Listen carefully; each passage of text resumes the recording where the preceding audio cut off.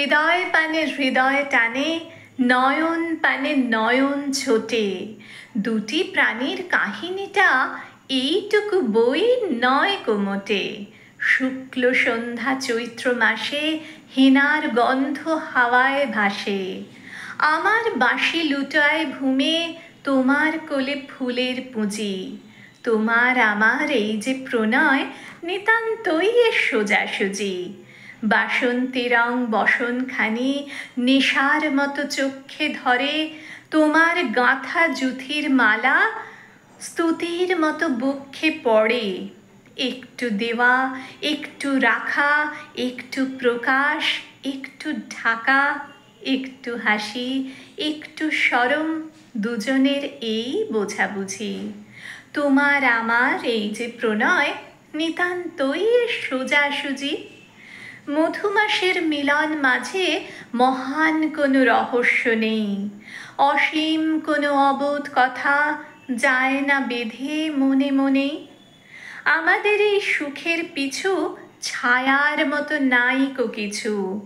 দোহার মুখে দোহে চেয়ে নাই হৃদয়ের খোঁজাখুঁজি। মধুমাসে মোদের মিলন নিতান্তই সোজাসুজি।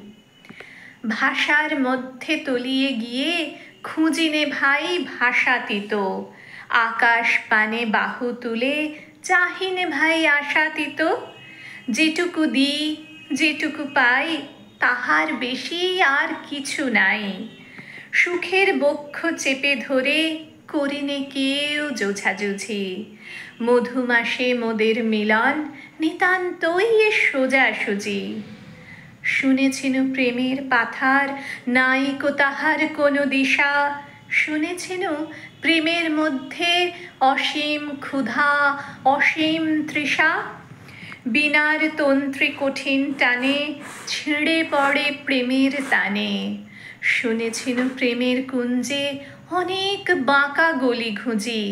আমাদের এই দোহার মিলন নিতান্তই সোজাসুজি। পড়লাম রবি ঠাকুরের লেখা একটি প্রেমের কবিতা সোজাসুজি। কেমন লাগলো জানালে আমার খুব ভালো লাগবে। পারবো নিজের ভুল ত্রুটি সংশোধন করে নিতে।